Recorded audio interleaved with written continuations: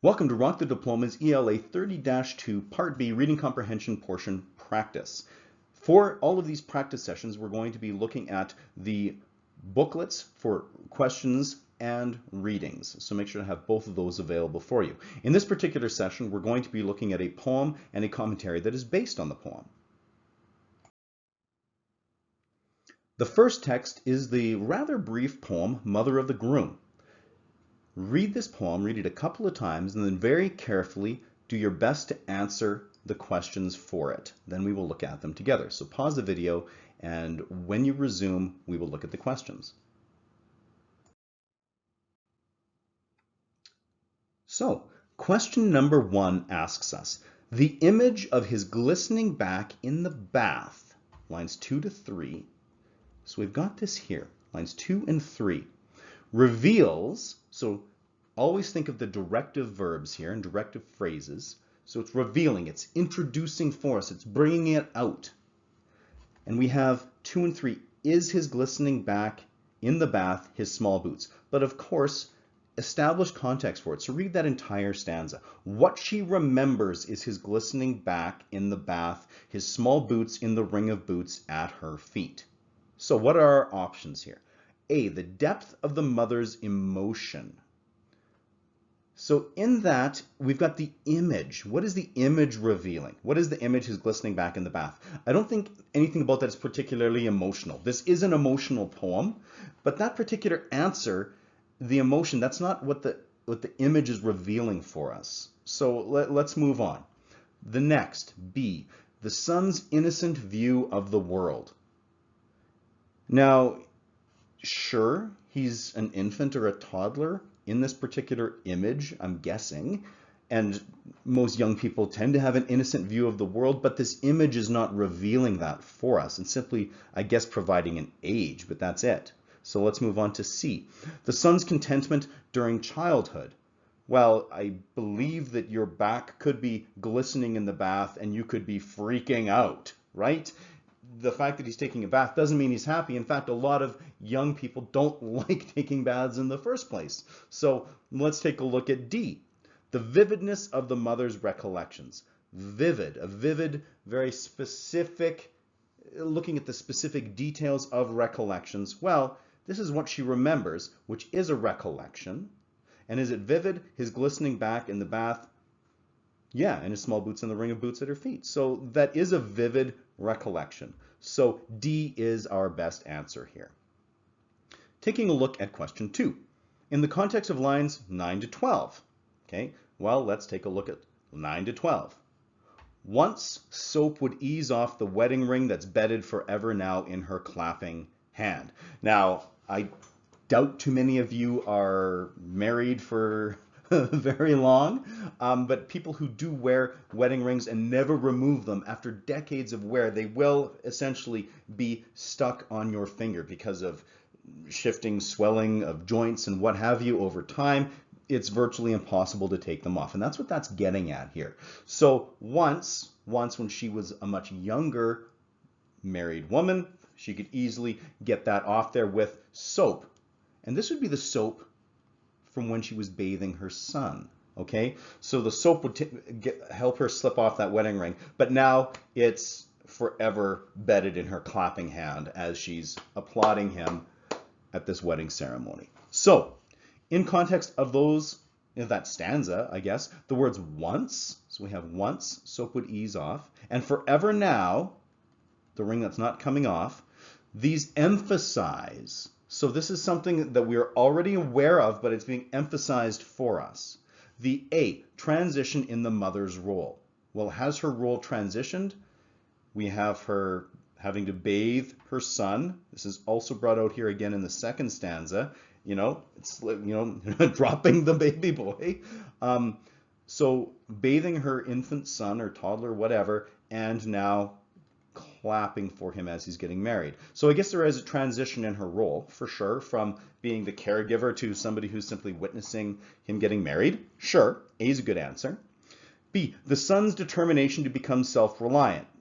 So sure, he's aged, right? He's now getting married, but is that necessarily self-reliance? I mean, some people who marry are not doing so because they're self-reliant. In fact, they're requiring somebody else in their life. So the self-reliance answer isn't the best. It's not as good as A.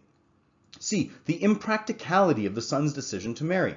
Now we have zero context for this relationship. We don't know who he's marrying, what this person is like, none of that. We don't know if this is practical or impractical. So, and we see nothing here, and that doesn't have anything to do with once and forever now. Just like B didn't have anything to do with once and forever now. So you can reject C as an answer. D, the mother's preoccupation with her own interests. So she's got once and forever now, but her own interests, I mean, her son is getting married. She is preoccupied with perhaps the past here, but I don't know if that's necessarily her own interests. So based on that, A, the transition in her role once and now, that is the best answer for this particular question. Looking at number 3, the mother's glimpses of events in her son's childhood. So what are the glimpses? We've got bathing him, the boots at her feet, whatever. All right, these glimpses, and these are when he was very young. They serve to suggest A, the fleeting nature of time. So what is fleeting? It's like quickly going away, disappearing, it's gone, right? Taking off on you. That works for this, for sure, right? In the past, it's not like she even thinks like, oh, he's a baby, now he's a toddler, now he's 10, now he's 15, and getting all of this series, it's like baby married. That is pretty fleeting. I like it. B, the difficulty of overcoming adversity. Do we see adversity, extreme hardship, present here? I would say no, particularly not with respect to the glimpses of these events in her son's childhood. It's not like the events were like her having no money to buy food or something like that. We don't see adversity, so you can reject B. C, the randomness of people's experiences. Well, these might seem kind of random, like, oh, remembering him in the bath, how tiny his boots used to be. But at the same time, is it random that she's thinking about that? This is her son's wedding day. I think it's sort of natural for her to consider, oh man, I remember when he was just like this big or whatever, right? So C is not as good of an answer as A.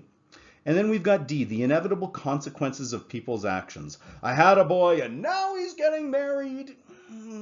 Seems a bit extreme of a reaction, the inevitable consequences. And this is, again, looking at the glimpses of events in her son's childhood. So you have to be considering the question stem very carefully, because D then doesn't work. Sure, it might be true. It's inevitable. You have a child, that child's going to grow up. But that's not what the glimpses of these events are pointing out. So our best answer here is, in fact, A. Now, question 4, the poet's approach to the subject of the poem. So what is the subject here? It's a woman who is reflecting upon, I guess we can look at those previous answers, the transition in her role as a mother who's considering that. That is the subject of the poem. What does that reflect for us? We have A, an attitude of indifference to social conventions. Now, a social convention is like, in this case, it's the wedding day, the things that happen. Okay, conventions are like the way things are done, kind of like the unwritten rules of society, right? Now, is she indifferent to social conventions?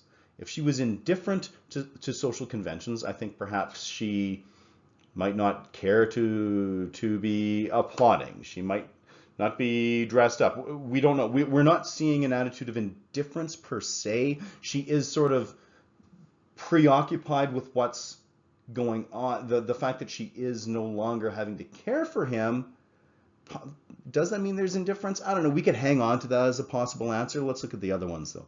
The contrived nature of personal relationships. So for something to be contrived, it's like almost like you're faking it, or you're feeling like you have to do it because you're obligated to do so, you're forcing it. This is contrived nature of personal relationships. Now, I think she's like seriously considering what it was like to be his mother then and what it is like to be now. I don't see anything being contrived here in these personal relationships. I think this answer is for people that see personal relationships and kind of just latch onto that. So let's reject B. C, an empathetic view of a bittersweet moment. Well, is this moment bittersweet? I love my son, you know, it was kind of nice when he was a baby. Maybe it'd be sweet if he was still a baby, but I'm proud of him because he's getting married, I guess, whatever. Bittersweet, sure. Is it empathetic? Well, it really is letting us be in tune with her emotions, for sure. So C works as an answer. It's far better than A. Then we have D, the traditional aspects of a significant event. Well, a significant event, a wedding, sure. But are we focused on the traditional aspects of it? Are we seeing the wedding dress, the way that the groom is dressed? Are we seeing the person officiating? We don't have any details explained for us here. The only detail of this event that we see is her clapping. So, right, the clapping is the only element that we can even see. A daughter welcomed, I guess, too, as well. But we don't have enough details for D to actually work as an answer. So our answer here is C, an empathetic view of a bittersweet moment. Question 5. The image of the mother at her son's wedding ceremony is mainly one of... All right, so what is the image of her?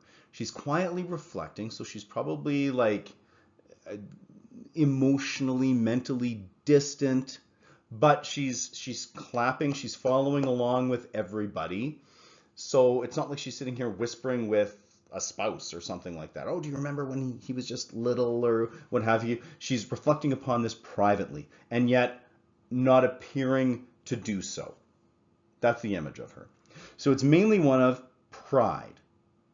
Well, she might be proud. She's clapping. Let's hang on to it, I guess. B, unease. I don't think we see her, it's not like she's squirming in her seat, she's like adjusting herself, feeling off or anything like that. We can get away from unease, so let's reject that as an answer. C, isolation.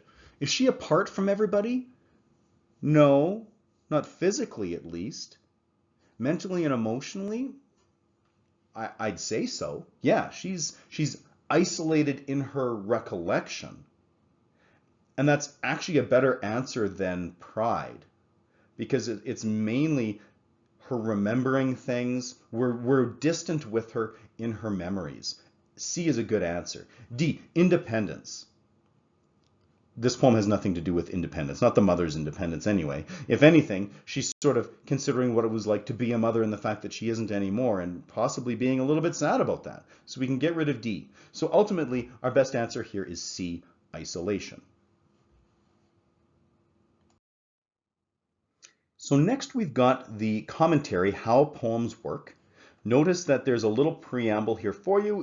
It's a commentary written by the poet Don Coles as an analysis of the poem Mother of the Groom by Seamus Heaney. So you've got that to help you out, establish a little context for you. And so you've got this one-page commentary. So go ahead now, take your time, read through this carefully. Because it's a shorter text, you undoubtedly have time to read through it a couple of times, and then go through the questions. So pause the video, go through the questions, and then we'll look at it together. So let's take a look at question 6. In lines 2 to 5, the writer presents the idea that a clearer sense of what is unique, this is in line 5, a clearer sense of what is unique about his work, all right, about Seamus Heaney's poetry might be gained through. So in this case, I would say read the entire paragraph. It says 2 to 5, go 1 through 5. Seamus Heaney is a Nobel laureate who has lately been spending half of each year as a visiting professor at Harvard and the rest of it in his home at Country Wicklow. That's not super relevant, but at least we read it. He is so celebrated that a few months ago, a British reviewer mentioned that it was time to stop writing about him and give the freed up space to a few other Irish poets, if only so that we could get a clearer sense of what is unique about his work. All right, there we go. So a clearer sense of what is unique could be gained through, how can we figure that out? A critical analysis of literary technique. I don't see any discussion about literary technique or analyzing it in that paragraph. Nothing about it. B, an extensive study of Heaney's poems. Well, is this talking about studying Heaney's poems? It says, stop writing about him and give the freed up space to a few other Irish poets.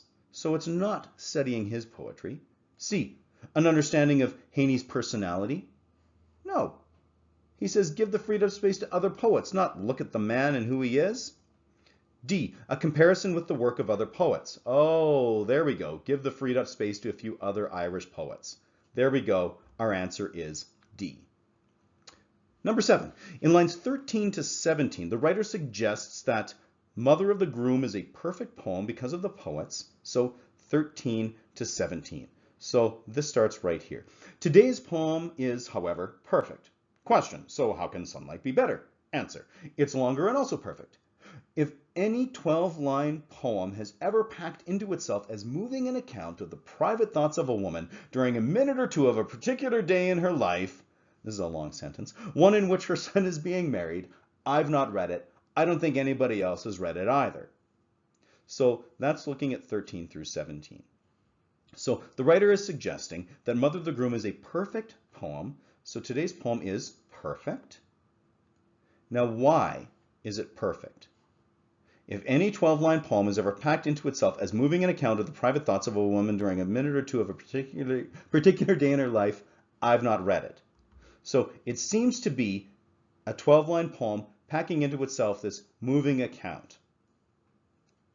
I've not read it. All right.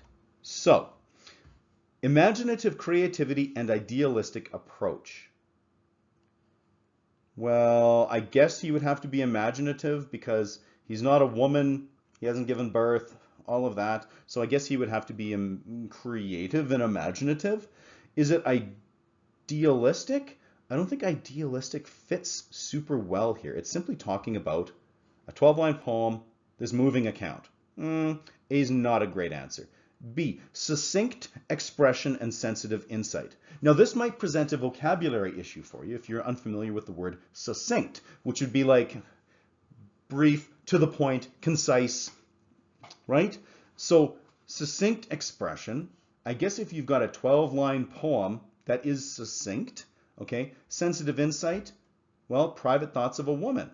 He requires sensitive insight for that. So B, both of those elements work because you have to make sure these are a blank and blank type answer here. So you need to make sure that both work. B, both of them work. C, melodramatic style and vivid imagery. Well, there is sort of some vivid imagery in this poem. I don't really think it's melodramatic, but either way, vivid imagery isn't what he's talking about in those lines. You have to make sure that it's applying to what the question is actually asking you. And it's not melodramatic. It's not like it's way over the top or anything like that. So you can reject C. D, complex structure and somber tone. Now this is another tricky one here because it is only 12 lines long. It does have some complex structure because of how it's able to fit everything in there. And it certainly does have a somber tone, but that's not what he's saying here in these lines.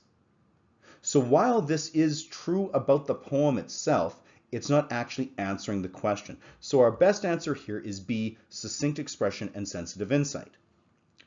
Number 8, in line 19, the phrase without any prosing around refers to Seamus Heaney's. So when we're taking a look here, we go with, well, let's read the whole paragraph, right? Talk about economy. The title tells us all we need to get us going. It frames the poem. Then come the opening images, which, without any prosing around, show us the mother's memory of his glistening back in the bath, and also shows us that ring of boots at her feet. There's a latter image, all on its own, preempts what in an average poem would have been heading straight for a looming awful stanza of the she thought of her other children too, who were also once small sort.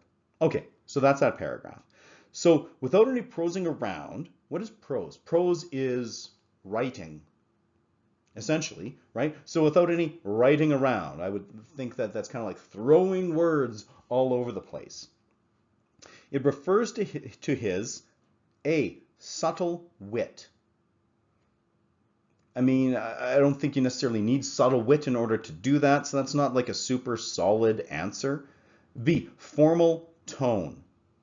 This is without any prosing around, not without being casual or something like that, so B is not a great answer. C, brevity of expression. Now maybe this is a vocab issue for you. Brevity is like briefness. If you studied Hamlet, you have that, therefore since brevity is the soul of wit, I will be brief, that whole Polonius thing, right? Brevity is briefness, so briefness of expression. Without any prosing around, without throwing extra words around, would in fact be being brief. C is a good answer. D, complexity of thought, without any prosing around.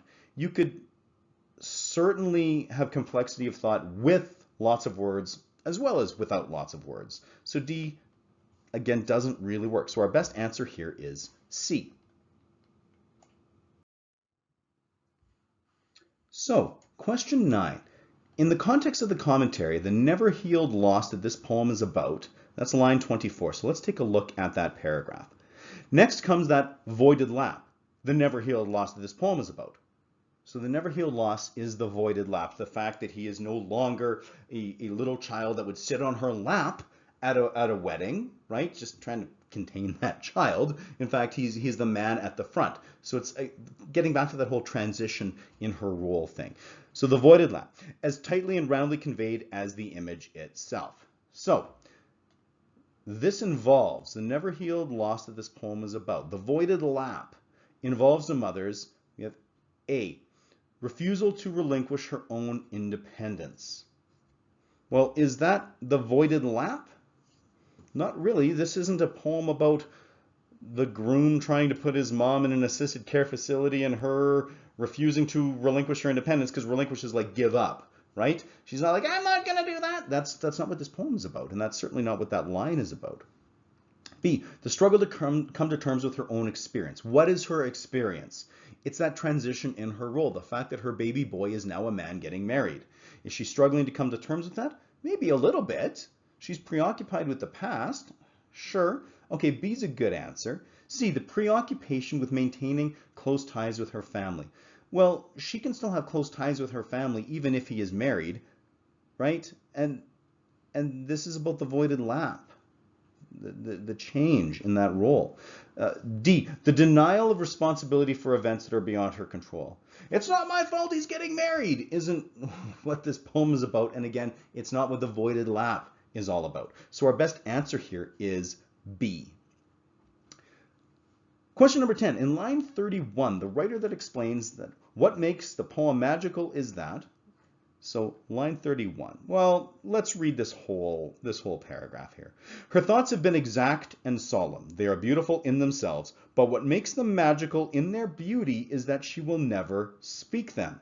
What makes the poem magical is that it speaks out of that silence. In doing so, it illuminates thought, our thought, perhaps lastingly. Without it, all that the watcher would have seen here is a mother of a groom, a woman sitting by herself, and at the end clapping. So what makes the poem magical is that it speaks out of that silence, it illuminates thought, our thought, perhaps lastingly. Interesting. So that's what makes it magical. So does that immortalize motherhood? Maybe implicitly, a mother, that whole concept of motherhood could be immortalized a little bit through this. The fact that we're thinking about it, okay, sure, we'll hang on to A as a possible answer. B, incorporates imagery. What makes the poem magical has nothing to do with imagery. It doesn't talk about that. It's speaking out of silence, illuminating our thought lastingly. So no to B. C, invites introspection. Well, what is introspection? It's thinking within yourself. Oh, it illuminates thought, our thought, perhaps lastingly. Well, that is a better answer than A, because speaking out of that silence, it makes us think. C is a great answer. D, illustrates reality. That's not what he's talking about here. What makes a poem magical is that it illustrates reality. Nope, it's speaking out of silence. So that's not, I mean, it is, I guess, a realistic thing, but that's not what the question is asking you. So our best answer here is C, invites introspection. And then finally, question 11, the word from the commentary that best reflects the mother's response to her son's wedding and mother of the groom is. So essentially, we've got 4 different words here, 4 different adjectives. What best reflects her response? What is her response? Quietly reflecting upon the past, thinking about him as a baby and now he's a groom and blah, blah, blah, right? So that's her response, is trite. Trite is kind of thinking about it in a frivolous sort of way, not taking it seriously. I don't think that A is exactly what's going on here. No. B, solemn.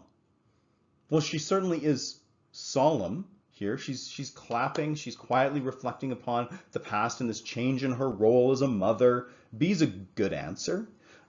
C, unforgettable.